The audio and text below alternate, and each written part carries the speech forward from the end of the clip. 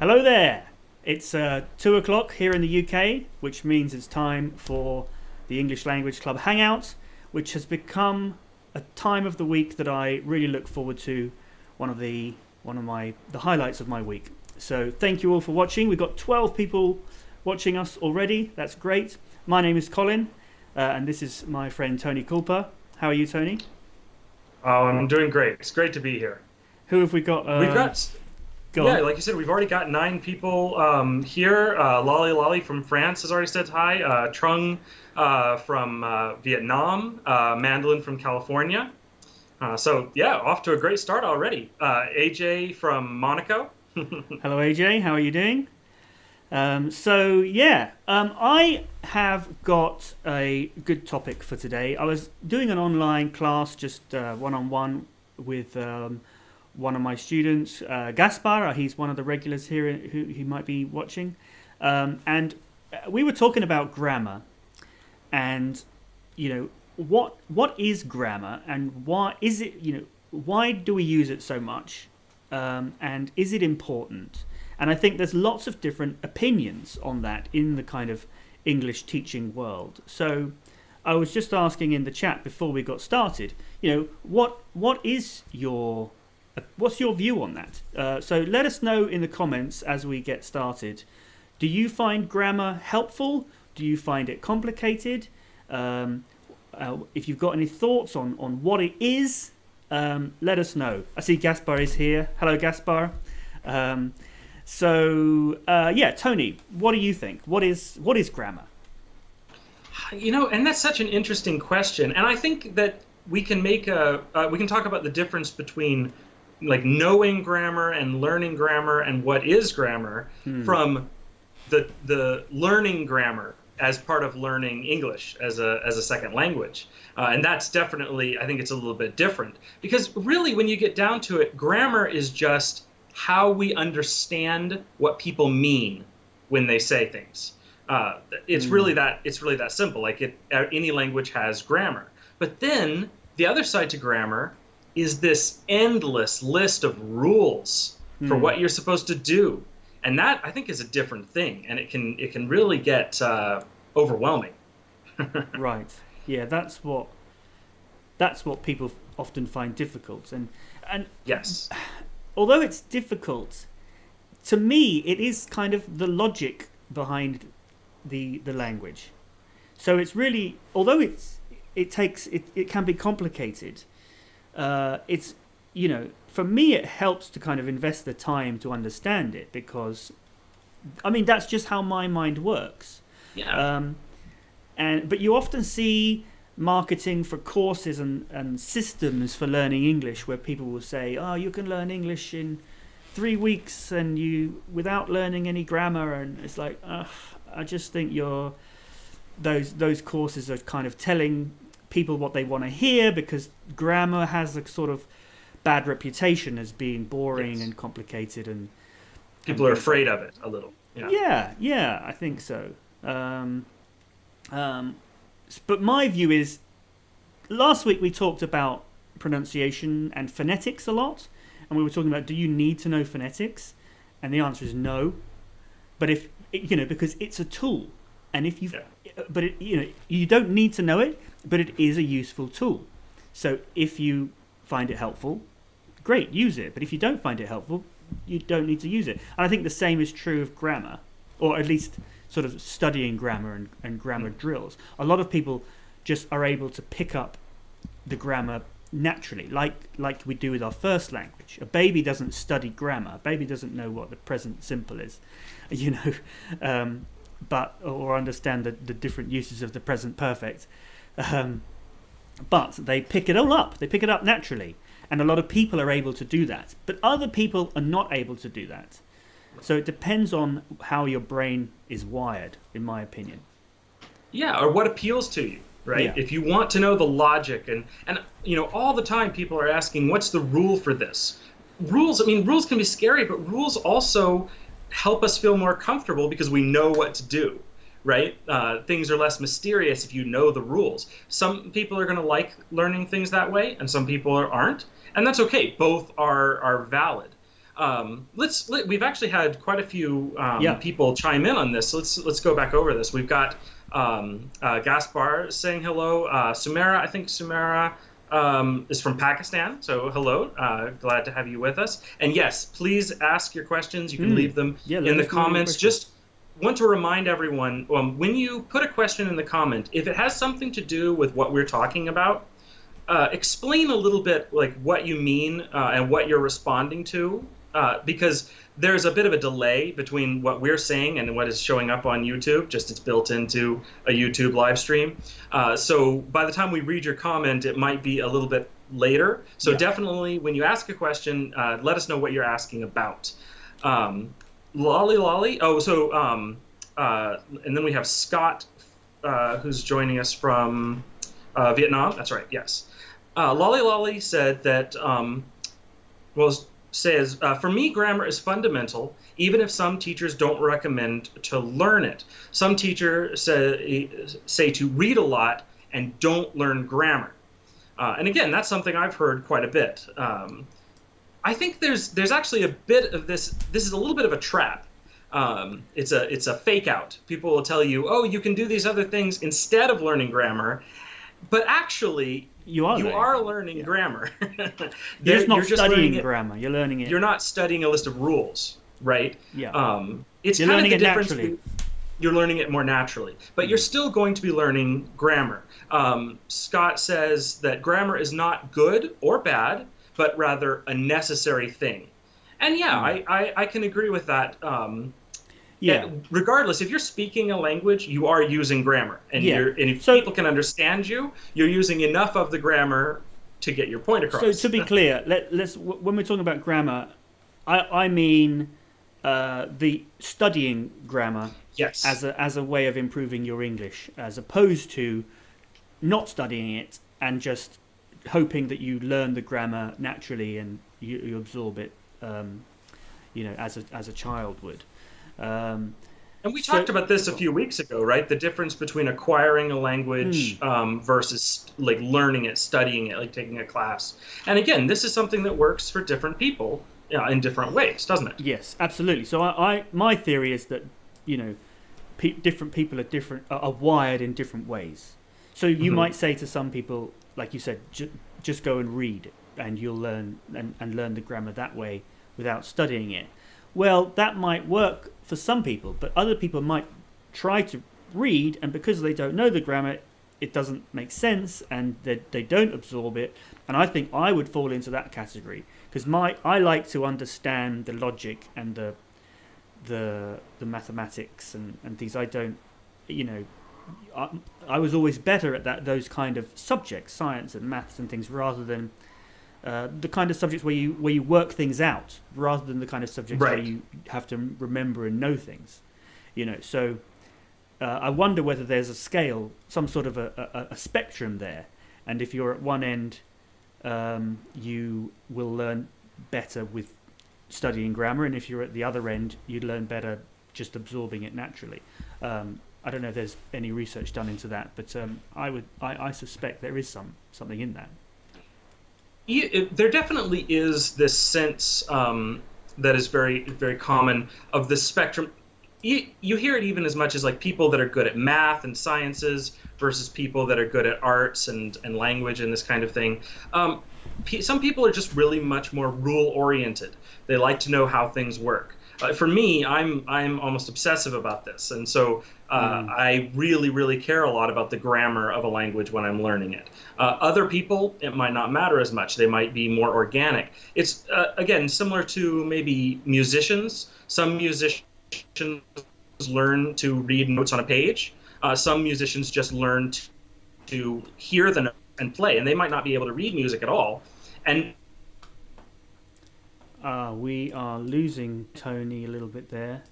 Hold on a second. So I am Skyping with Tony, but so he's there. But I don't know if you can hear me, Tony, but we're losing you a little bit.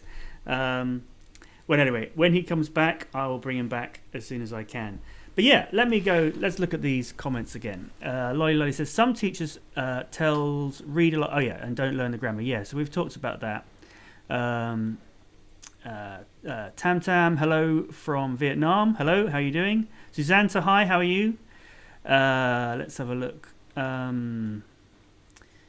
So we've got some questions about phonetics and pronunciation, which we will get to. We'll come back to those. We'll talk about this idea of grammar before. Tam Tam, grammar is very difficult. I'm not good at grammar. Can you give me some methods? So, yeah. So this is what I was getting at. So if you know, not everyone's brain is wired in the same way. So, you know, if grammar is complicated to you, then and difficult for you, then don't worry. That's not a problem. I would say perhaps what Susanna was saying is, or was it Susanna or Loli about reading? Just try reading more, try listening more, try to become accustomed to how, you know, to the grammar rather than studying it so academically. So yeah, that would be my advice. If perhaps you're on the opposite end of that scale, that spectrum that I was talking about. Tony, are you there? Yes. Can you hear me? I can now. Yeah, we lost you for a minute there. Hang on a minute. I still can't see you though. Okay, now we can see you. You're back. Okay. So yeah, I was just talking about. Can you, Tam Tam? Did you hear what I was saying? Yes, I could hear you the whole time. Yeah. Okay. Okay, great. Yeah. So what advice would you give to somebody that is at that end of the spectrum where there's grammar is not helpful or doesn't seem helpful? What would you say? So honestly, the first thing that comes to mind is our Inside English course, specifically because it's sort of targeted at people who find all of these rules of grammar to be odd and they don't mesh well together and it's confusing. And so what we do is we peel back the layers of all that extra complicated stuff, and we show that really at its core, English grammar does make sense. It's logical, and there's patterns to it that are really quite simple. So that's part of it, is instead of looking at, you know, because some people will learn grammar as just a list of rules, just so many rules. And that can be really confusing for a lot of people. But there's core rules that are always there that kind of help things make sense. And even if you're following those rules, even if you make mistakes, you're going to be more easily understood than if you're just trying to follow a bunch of unrelated rules that they don't mesh, you don't understand how they work. So that's one definite tool that you can use. It's not out yet, but it will be. So that's definitely the point of Inside English. Is we are looking, it is sort of studying the grammar, but we are really trying to hone in to focus on the bits of it that will be important and the bits that will make sense. So we're sort of getting rid of all of the exceptions or not getting rid of them, but just putting them to one side and focusing on the core idea of what makes tense make sense. It is focusing only on tense, though. We're not looking at other aspects of grammar, which can also be complicated. But I've got an analogy, and I'd like to know what everyone thinks about this. I think you hear people saying, "Oh, grammar's like the foundation of the language," as if like the language is then built on the grammar. But I don't agree with that. I think the language is more of an organic thing. It grows organically, and nobody's deciding. At least in English, no one decides what is English, what is the right rule, and what isn't. Although I think that's different in some languages. So it's an organic thing, and then what happens naturally gets noticed, and then that gets if that's vocabulary, then that gets written in dictionaries and things. And so grammar for me is more like, rather than the foundation, it's like a scaffolding that you build around the language in order to examine it in more closer detail. What do you think of that analogy? I think I've lost Tony again. But yeah, let me know in the comments what you think of that. So Loli says, grammar is like chemistry for me, even though it's difficult. I love grammar. Tony, are you back? Yes, I'm here. Okay, great. Maybe not. Yeah, no, I can hear you. I can hear you. Yeah, I like the scaffolding analogy. One thing I've said in the past was that grammar is less like a skeleton of an animal or of a person, and it's more like the wood of a tree. It's there, it's supporting things, but it's growing, constantly moving and doing new things. And yeah, so I like the scaffolding analogy. That's really a good one. It helps you. Grammar is designed to make our language clearer. It gives more information than just, say, the verb by itself. And more information always takes more work. So it's not free. Grammar doesn't just make things easier for free or make things more clear. It requires extra effort. And you can kind of tell, there's some languages more so than others, but English is pretty good for this. You can just, say the core ideas, verbs and nouns and things, and get your message across, even if your grammar isn't perfect. And that's really the evidence of what grammar is. I think Annie was asking, what is grammar? And grammar is really what helps us, be understood. It makes what we're saying clear. Instead of just saying run, we say, I am running, right? It clarifies who you're talking about and what the process is and how long it's taking and all of this stuff, right? Yeah. So it helps. It makes your language, your communication more clear, but it takes some extra work to make that happen.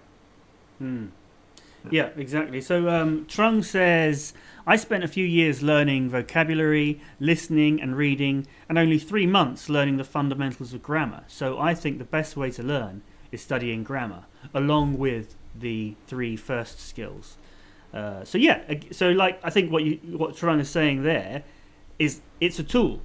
It's a useful tool to help clarify what we mean.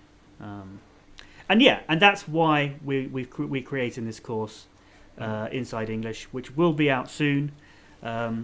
Hopefully, I'll put something on the website soon that to register your interest. But yeah, that's what it's all about. And because I meet so many people who have English as a second language, and even though they can communicate just fine, well, at least I understand what they mean. There's still these sort of common mistakes with grammar and tense. Yes. And they're so common that people understand them, but they're still, wrong. And I know that these people, would want to be speaking correctly and not making these mistakes if they knew they were making them. Yes. And I think the problem is because people understand what they mean, they don't correct them because they're not English teachers. Like me, I do jump in and correct them, and I do think that people, because before I was an English teacher, I was sort of a bit scared to do that kind of thing because I thought people might be offended if I criticised them. But I've learned as a teacher that actually people do want to be corrected as long as it's in the right context. I'm not going to always do it,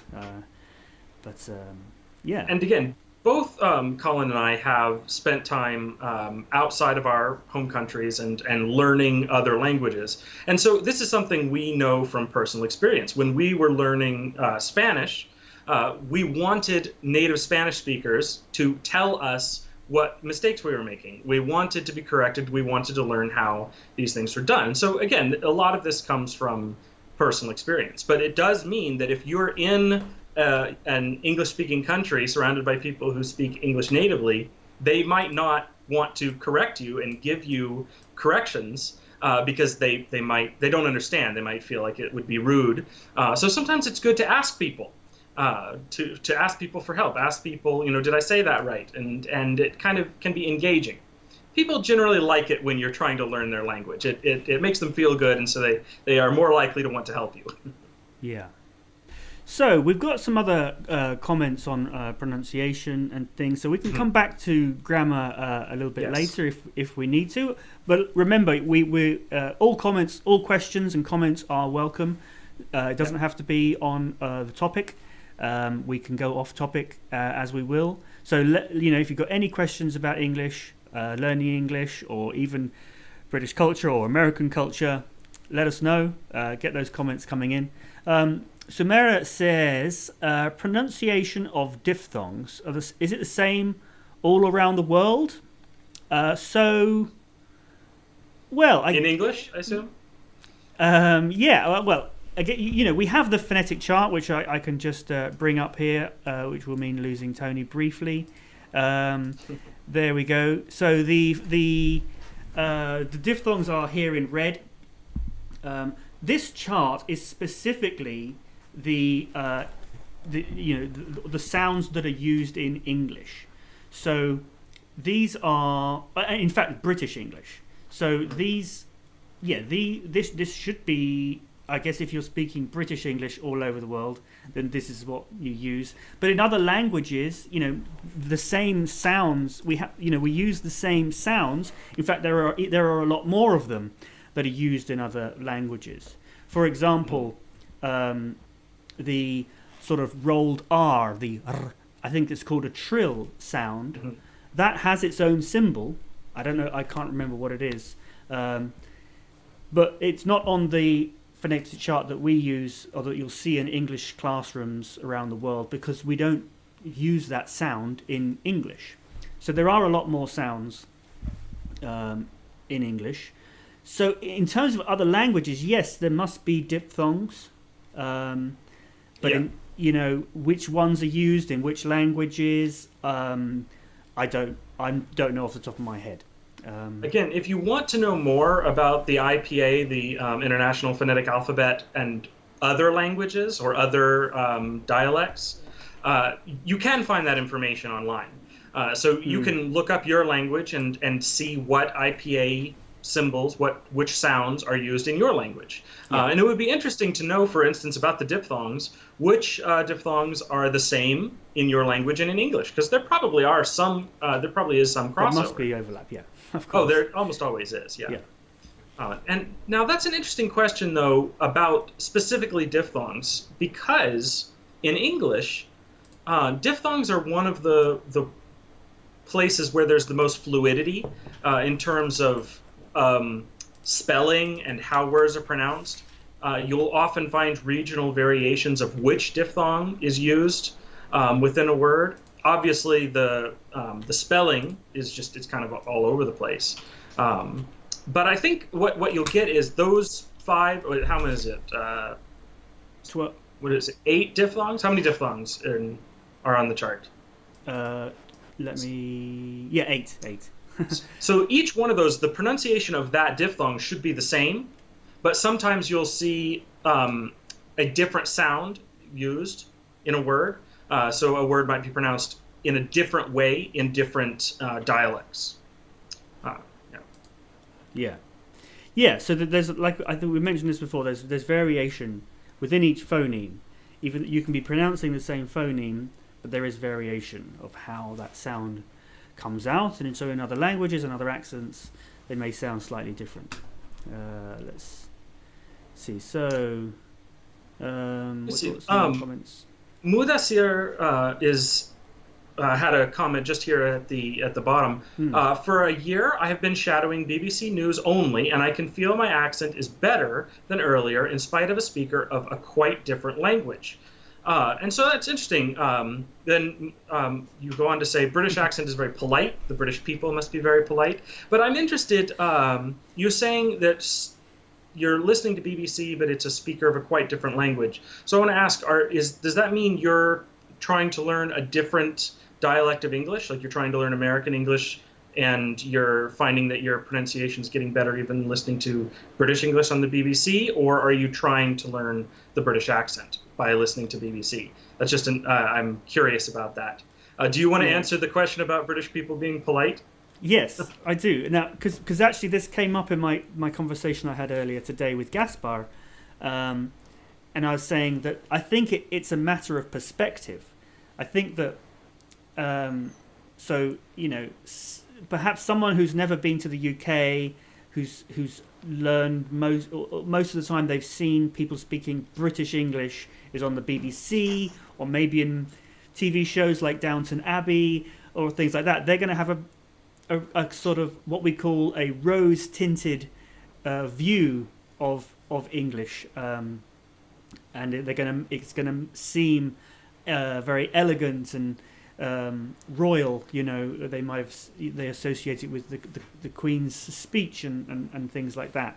But that is not real. That's not the real English. That's a very it's a very particular point of view. Whereas somebody living in the UK, I don't know, British English is just normal to them. So so in some ways, we have the same thing. Like growing up in the UK, a lot of movies and TV shows were American. So I have sort of this idea in my head that with the American accent kind of sounds quite cool, and so yeah, I think it's just a matter of perspective. And again, there's different variations. So this is something that came up, like for example, one thing that I don't like when I hear a lot of British people, they drop the T. Now Americans drop the T as well sometimes, but it's different. So like a lot of people here would say British instead of British. There's both of those pronunciations are British English. Yes. Just different kind of variations. But then you in American English, you might say drop the T as well, but it's different, isn't it? You wouldn't hear someone say British with like completely dropping the T. And again, that's the glottal stop that's very rare, especially in American English, outside of a few dialects or accents, regional accents. But you often hear it softened to a D. Yeah. So someone might say British, and like they're saying the T, but they're pronouncing it more like a D. And there really is this soft T sound that is, essentially a D sound. So you would hear British that really, if you're paying attention to what they say, they're saying a D sound. Yeah. Right? So they both drop the T or soften the T, but it does sound very different. Yeah. That's interesting because if I just refer back to the chart again, the D and the T, where are they? Hang on, I think they're behind me. No, where are they? The D, yeah, there they are, right there. Well, I was looking in the right place. The D and the T are right next to each other, and that's because they are what we call a paired consonant, and the only difference is the D is voiced and the T is not. So you'll see that my face is exactly the same. The only difference is that my vocal cords are going on the D, but that's not something you can see. So they're very, very similar sounds. So to drop the T and turn it into a D or a very soft D, all they're doing is just they're using the vocal cords rather than sort of the teeth to make the sound. So yeah, they're very similar. So let's see, we've got any other good comments? We've got a little bit more about this, about the difference with British English. English with Heidi is asking, why is American English more accented than British? And then which is the real English? And to answer that question, no broad thing like the difference between British or American accent is more accented than the other. Accent is something that's always there. Yeah. You really can't speak a language without an accent at all. Accent isn't again, how it's you a change point the of perspective, isn't it? Yes. Accent isn't how you change the language. It's just how those words are pronounced. So if you go from one accent to another, it's not that one is more accented than the other. They're just two different accents, right? And so in that real sense, like we can talk about what English is the oldest, what English is the first But the reality is that all English all over the world is different from what it was spoken 300 years ago. Exactly, yeah. So none of them, nobody now speaking English sounds like someone speaking English during the time of Shakespeare or something like that. And even that the is not the real changed. English. I mean, even if you wanted to go back to find a sort of original English, you can't do that because it goes back in all sorts of different directions. And it just kind of ceases to be English at some point and starts being someone who speaks French with some Anglo-Saxon terms thrown in or something like that. Yeah. There are accents that are very old that have been around for a very long time. Welsh accents, Southern accents in the south of the U.S. There's other ones that are very, very old, but they're not the original. They're not the first. They're not real English. All English is equally real. It's all, as long as it's spoken by real English speakers. And all of those accents are equal. We talk about some accents that are very, very strong. Like Cockney or a Boston accent or something like that. And that's where we talk about like something being more accented.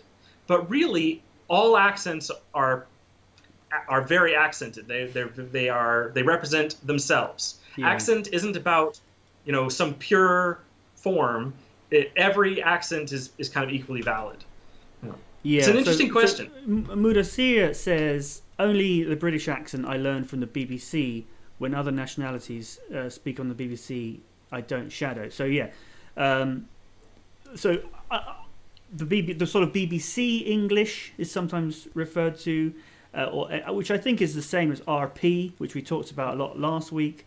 Although we've been saying there is no real English, I think as a standard, I think that's what we're trying to get at. Yes. As a standard, I think British English standard is the sort of RP pronunciation. I would recommend that people try to model that rather than trying to model. So BBC is pretty good. Yeah. Rather than you don't want to intentionally sound.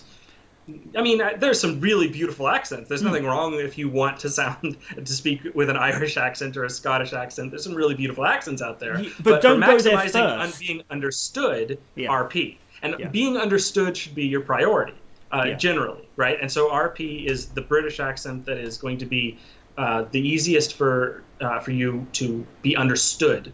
Having said that, you might have a teacher who's Scottish or something, and you might pick up a bit of the Scottish accent. It will happen from them. Yeah, and that's fine. I don't have a totally problem with that. But I just, if it happens naturally, you shouldn't be expending your effort trying to learn that accent. Necessarily. So it happens. English Language Club policy is that English is an international language. Yes. And therefore, there's British, there's American, but there's lots of different types. As a kind of standard, I teach RP because I'm from the UK. Tony, the Midwest accent is kind of the standard American English. Yes, it's the easiest to exactly. understand. So we focus on those sort of standards because they're easiest to understand and most useful to learn, I think. So we've got some other comments. AJ says English people aren't that nice, but the nice ones are quite nice. So okay, I think it's true everywhere. There's nice people and then there's less nice people. That is definitely true, actually. There's some not nice people here, but there are nice people too.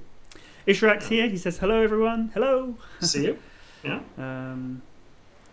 So Loli points out they love the glottal T in British English, that British that says, I think it is very elegant. And I tend to agree. We have, I think some of this, though, is that we have this romanticized vision of the knight in shining armor and the damsel in distress, and that they have this kind of an old-fashioned accent. But the reality is that may sound great and it works well in a story or a television show. For a particular character, Yes, for a character, but it's not the best way to be actually understood. So I'm right with you, Loli. Like, I think that those they sound great, they sound romantic, they sound exciting and interesting, but it's not as optimal for everyday speech as you might think. Again, storybook types of things rarely are. Israk is pointing out he speaks both American and British English, but prefers British and says sorry to me. And no, absolutely not. Again, our policy here is that there is no the English. English is an international. Tony, we're losing you again a little bit. So I'm just going to mute Tony until we get him back properly. Yeah, so yeah, English is an international language, and that's what the policy is here. Tony, are you back? I think we've got Tony back. Tony, can you hear me? Maybe not. Maybe not. So yeah, English is an international language. So it's in some ways I don't even like to talk about American and British English. I like to think of just one language. But actually, on the subject of American English, I think there are some.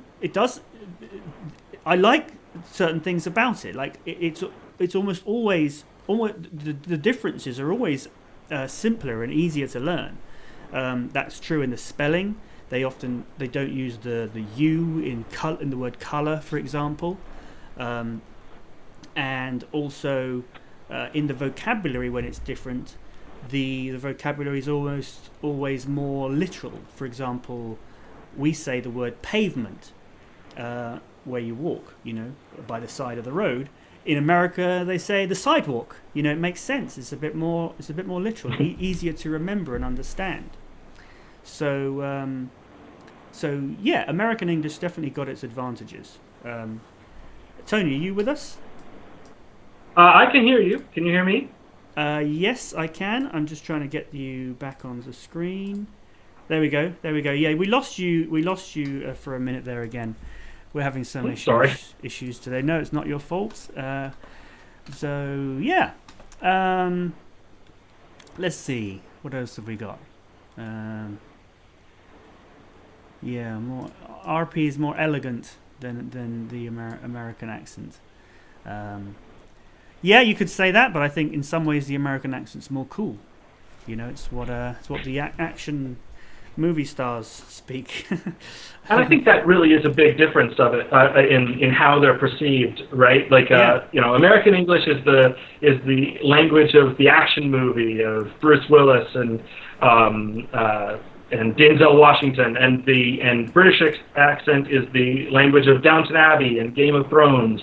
There's more of a mystical or historical feel to a lot of British English, and more of a in the now hip action to American English. But really, these are just perceptions.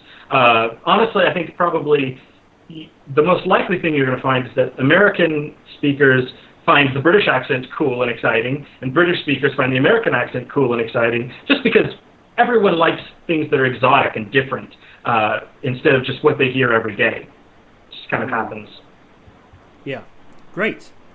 So I just want to say hi to City Fatima. She says, hi everyone, I'm new here. So hello, you're very welcome. I hope you will become a regular viewer of this club hangout that we're doing weekly. So yeah, it's been really great over the last few weeks. I think we've done this 8 or 9 times. I don't know. Wow. Maybe. Yeah, and we've got a good little handful of regular viewers. So that's really great. I really appreciate you guys tuning in every week. Like I said, this really is kind of the highlight of my week in some ways. So yeah. Let's see, we've got some other comments.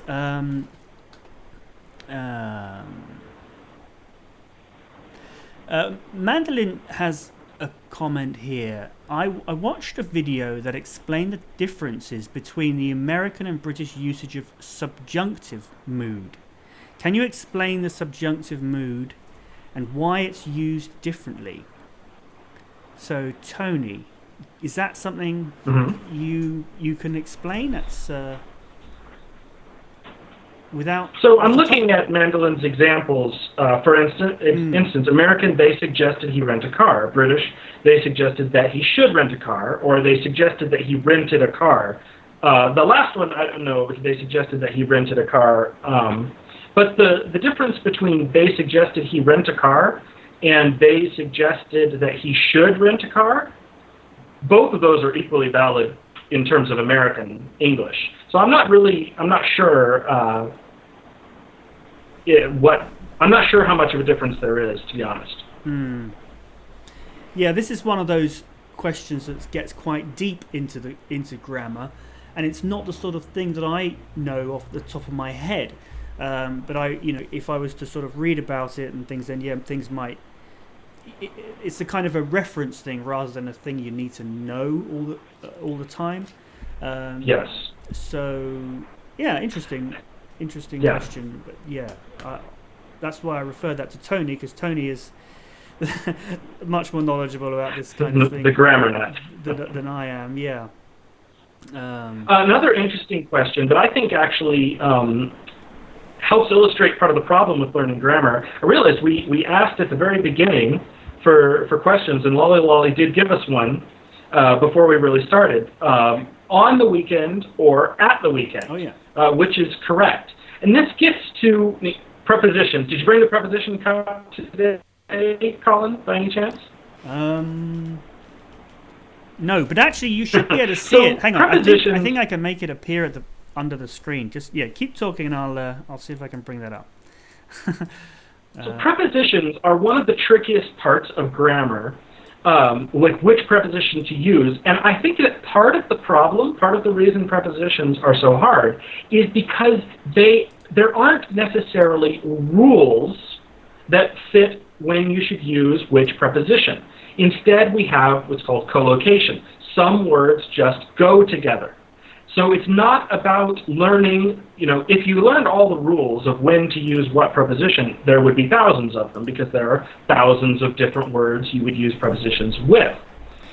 It's just about getting to know the pairs, what words tend to go together. So we would say on the weekend, not at the weekend, at least in American English. I feel like I have heard people say at the weekend. Yeah, and I'm not British sure. English is definitely at the weekend. So this is interesting. We were Yes, just okay, talking so about the that's differences between American and British English, and And this is a difference in the grammar. I would definitely say, what are you doing at the weekend? Well, the collocation, really, right? Yeah. Yes. And then, but doesn't that come and in American English, we would definitely say, what are you doing on the weekend? Sorry? So doesn't collocation and certainly sort of what preposition to use, that comes under the grammar banner, so to speak? It has its syntax, right? So it's weird though, because again, grammar is rules and structure oriented, and prepositions are grammar. Like using the correct preposition is a grammar issue, but it's really not something that you can just memorize all of the different rules for. You kind of become familiar with what words go together, and that's how collocation is sort of different from grammar as a whole. And I think that's a good illustration of why grammar can be so difficult. Is if you go into all of the different possibilities, there's too many rules, and memorizing all the rules to me ceases to be useful. It's not helpful once you're getting too precise. You just have to be familiar with them. So again, somebody who is listening to British things and is having conversations with British people is going to hear at the weekend all the time, and so it's going to feel right when you say it. If you're learning American English, you're talking to American English speakers, on the weekend is going to sound natural. So yeah, it's an interesting, and it's an interesting difference between the two. But again, both are going to understand what you mean when you say this. So again, I think we have this debate of, is it better to just stick to one dialect and learn it? And I don't think that it's as big of a deal as some people make it out to be. an example I was going to give earlier is in East Asia, Southeast Asia, a lot of the foreign schools, the English language schools, are British. And so a lot of people who have spoken English since they were children and went to school from those parts of the world speak with a British accent. But what I've observed is that it's influenced by Australian English. And of course, because they're much closer to Australia than they are to the UK or the United States. And so even though these people learned a British English, it's not purely UK English. It's got those touches of Australian English. It probably has some touches of American English too through movies and whatnot. So you don't have to worry as much about speaking a pure English of whatever type you're looking for, unless maybe you're going to be on BBC and they're very insistent about, I don't know. But for the most part, it's not something you have to worry about. Yeah, it's funny, actually interesting that you mention Australian English, because here in the UK, we have quite a few very popular Australian soap operas. There was one called Neighbours, there was one called Home and Away. So I think that's been one of the Australia's big exports. So actually, and it has had an effect on how we speak English in the UK. There's one element in particular of the Australian accent which has really sort of spread throughout the UK, which is this sort of intonation going up at the end like a question. Like I just did it then. I'm making a statement, but I'm intoning it like a question. And it's not really a question. I'm not making it a question. I'm just sort of, it's like I'm saying, you know what I mean? Yes. But just with my intonation. And that, I think, comes from Australia, but it's come to the UK through soap operas. So it's funny how, yes, Australian English is more British English because of sort of colonial times and all that, but it's come full circle, and then now the Australian English is actually now influencing how we speak in the UK as well. So that just goes to show how English as a language is just, so it's very organic, and it just grows by itself, and to a certain extent whatever people speak and whatever people understand, that is true English. Yes. I know. So in my conversation earlier with Gaspar, he was saying that he's from Brazil, so they speak Portuguese, and there's actually a sort of treaty that all of the countries that speak Portuguese signed to agree that they would have a standard, that they would all speak the same the same standard of language. So, and that has over the years, it's restricted each country's ability to kind of evolve and develop their own national identity within their language. Although there's clearly differences in accent and things, but for sure, which is very interesting, really. But then he was saying that it's difficult because even though when he was at school, he studied grammar and he knew Portuguese grammar, he was good at it. And then when he left school, he stopped studying it. And there's a lot of things that have changed, and now he doesn't know the grammar so well. So that was quite interesting too. That's interesting. Yeah. Yeah. So yeah, it'd be interesting to know what we've got. What is it? How does grammar work in your country? Is there an official thing? Is it dictated to you by a government agency or because of a treaty or something like in Brazil or like in Portuguese? Or is your language allowed to grow and develop more organically? Let us know in the comments, and let us know what your language is as well, obviously. Yeah. Mm-hmm. Jorge says, morning guys, thanks for these discussions. Greetings from Guatemala City. Can you tell the difference between language and grammar? Well, so I'm going to sum this up very quickly. I think grammar is a tool that we use to understand language, whereas the language is something that kind of grows more organically. I mentioned earlier, maybe you weren't here when I talked about the analogy of the language being like a big tree that grows naturally, and the grammar, it's not like the foundation, it's not the soil that it grows out of, it's actually more like the scaffolding or a ladder that you might use to climb the tree in order to understand it, understand it better. But you don't necessarily need to know the grammar or study the grammar to be able to use it effectively. Like a child doesn't know grammar, but they can use it. Does that make sense? They don't learn grammar, right? Yeah, they don't. No one sits down and says, "Now make sure you put your subject before your verb." Like, no, they use it, but they're not learning it, right? They're not studying it. Yeah. So Martha says, it's quite difficult studying grammar. For example, it's difficult for me to understand this sentence. For example, I got my homework done. Yeah, this is something I have done. I don't know if it's the same as passive. So the sentence there, I got my homework done. So that's got and have got. It's kind of present perfect.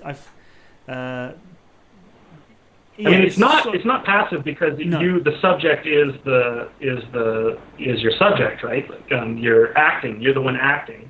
So it's not a passive, but it is very similar sounding. But you could say you can use got though in a form of passive. If you said my homework got done. But if you say, I got my homework done, that's not passive. Right. And again, get is a weird verb in English. I can get something actively, but something can get done in a passive sort of way. So it is a confusing verb. I totally get you for that one. So your second example, have something done. Now that one's an odd one.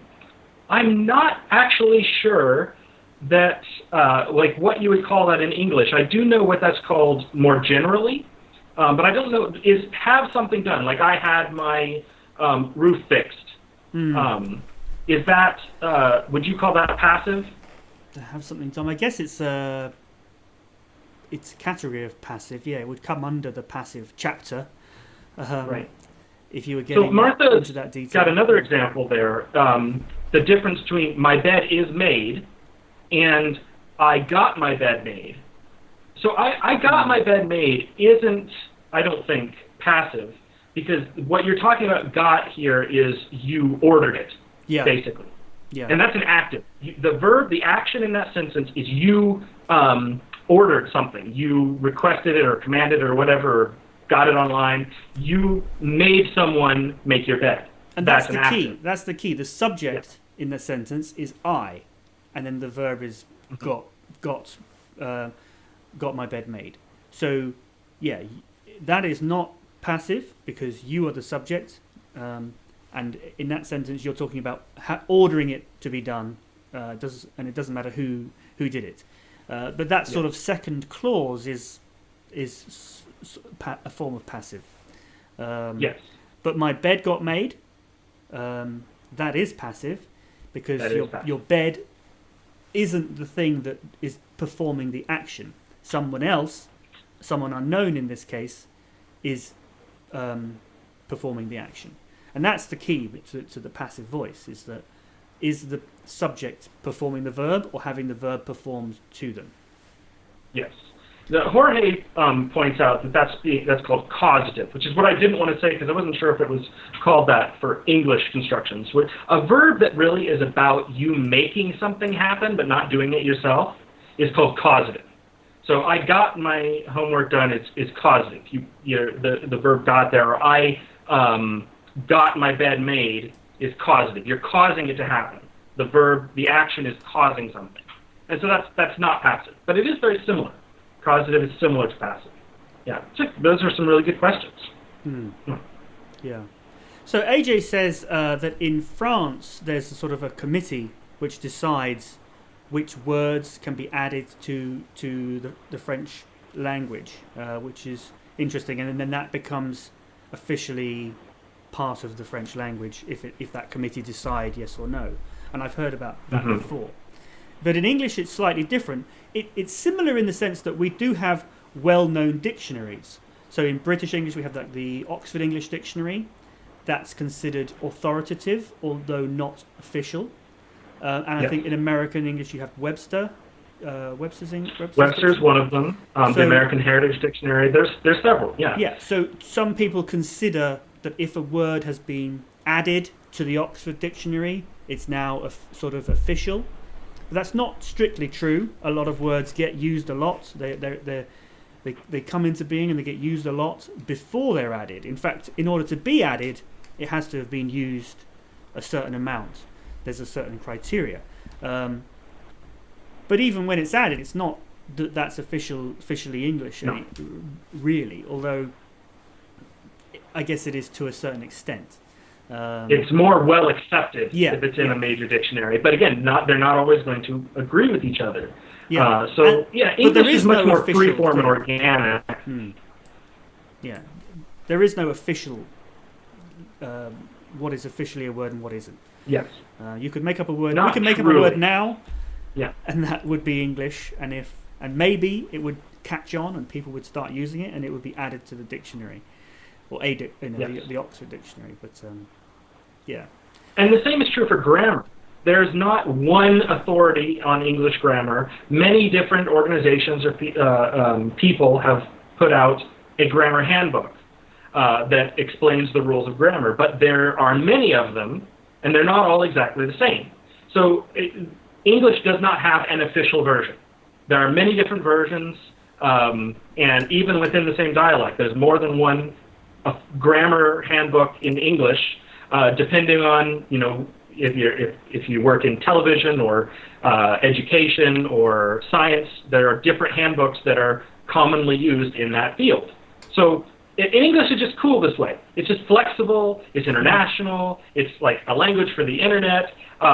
It just can absorb as much of whatever as it wants and keeps on going strong. So it's a strength to English. A lot of people don't like it, and that doesn't mean that languages that are stricter and have a specific kind of a controlling body that's not bad for those languages. But it's nice that we have this variety. And so English that's one of its strengths, is its ability to change and absorb new things. Yeah. Now, Loli says, in French, you have to learn what is a noun, an adjective, etc. But a lot of people didn't speak French correctly. That's true in English too. Like every word is either a noun or an adjective or a verb or a preposition. But some words can be more than one of those things, and you have to use them correctly. That's true in English as well. But that's, I guess that's what grammar is all about in a way. Yeah. So Manu says, my ears joy when I hear you guys. Thank you for your hard work. Oh, well, that's very kind of you to say. It doesn't feel like hard work doing these live streams. Like I said, I really look forward to doing them. I really enjoy doing them. And with these, especially with this sort of hangout format, it doesn't take a lot of preparation. Tony and I just decide what we're going to talk about beforehand, but really we rely on you guys to give us the questions. And that's a great question. There's been weeks where we've talked for sort of 15 minutes or so before about what we're going to talk about, and then we just got so many great questions coming in we didn't even talk about what we planned. And that's how I want it to be. I want these hangout sessions to be all about you guys and what you want to know. It's a pleasure. It's a pleasure. Thank you, and I'm really glad you're enjoying them. And I'm glad it looks like hard work, but it's not. It's fun. And thank you to everyone for participating and asking great questions and just generally making these live streams as great as they are. Yeah. So we've had a few minor issues with the connection today. Tony's looking a little fuzzy in the background. But I mean, I always look a little fuzzy. That's true. But we still managed to hear you and suck some of your wisdom, absorb some of your wisdom, which is what makes this so much fun. So just before we go now, I will remind you, there's loads of ways that you can get in touch and follow the English Language Club. And we're going to be doing more and more in the future. At the moment, the majority of our time is being spent on writing this course, which is going to be called the Inside English. So most of the work we're doing at the moment, you won't see on the website or the YouTube channel yet, but a whole load of stuff is coming soon. And then once we've done that, we will be making a lot more YouTube videos and we'll start exploring, putting more things out on Instagram.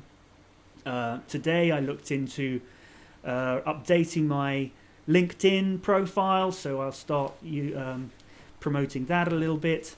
But in the meantime, we still have a couple of months to wait before this new wave of material will be coming. In the meantime, keep coming at this time, 2 o'clock UK time, on YouTube for these Hangout live streams, which we've really started to enjoy doing, so we're going to keep doing that. But also, if you go to my website, englishlanguageclub.co.uk, there should be links below. You can sign up to the mailing list. I haven't sent an email for a long time, but if you have signed up, your name is there, and when we enter this new phase with new material coming, we will start keeping people updated with that more regularly. Obviously, most of you are probably already subscribed. If you're not, you really must subscribe. That's one of the best ways. And if you do want to be notified when a new video is coming out, I'm sure you already know that if you click on the little black bell icon, then YouTube is more likely to actually send you a notification when there's a new video than if you're just subscribed. Also, if you give this video and other videos a thumbs up, that tells the YouTube algorithm that you want to hear more from us, or even that that you're interested in improving your English on YouTube, and you'll get more good stuff from other channels. So I recommend doing that. It also helps us if you give us a thumbs up. So if you haven't already on this one, we've got 18 on this one so far. So if you want to give us 19 now. Great, thank you for that. So what other ways? Instagram. I'm going to start using Instagram a lot more. I've got my own personal account, which is what I started first. That's Colin A, because that's my middle initial, Colin A Munro. You can follow that, although that's going to be less about English moving forward in the future. And we're going to sort of launch the English Language Club Instagram, which already exists. You can try and find that, although I haven't put out many posts on there yet, but I will do soon. And I also want to start reaching out to other teachers or students, anyone learning English who's on Instagram, and do some kind of live conversations, just talking about learning, teaching English, different people's experiences. I'm going to start doing a lot of that once we've got the course done. So yeah, reach out to me there if that's something that's interesting to you. And what other ways can people join the club? I guess watching the videos is the main thing. Check out the website. We've got the live streams, the course that's coming. I think that pretty much covers it. Also, as well as subscribing and hitting the bell icon, you can also join the English Language Club on YouTube. And what you get for that is occasionally I'm going to be putting out a few behind the scenes videos and things like that, just for those members. There's only a small handful at the moment, So if you are a member, please, you reach out to me, let me know. It'd be great. Maybe we can have a little chat one day. But in the future, I do hope that we'll get a lot more members there, and then we will start putting out more of that sort of behind-the-scenes content. We could even do live stream videos just for those members. At the moment, because we're still quite small, it's not necessary. It's better to keep it open. But if I've seen live streams where there's thousands of people watching and the comments is just absolutely crazy. So when we get to that stage, it may become necessary, or it will be helpful for people to have a kind of members only one where there's a smaller number of people. But yeah, we want to do a lot more live streams in the future, things like that. So joining is a really good way to support us in doing that. And yeah, all of those things. So yeah, if you do all those things, you'll definitely be hearing from us. And yeah, I'm looking forward to putting more content out there. So thank you very much for watching. Tony, any final thoughts? No. Just thought we had a good discussion today. Yeah, it's great. Great. Okay, well, thanks for watching, and we'll see you next week. Bye-bye. Bye.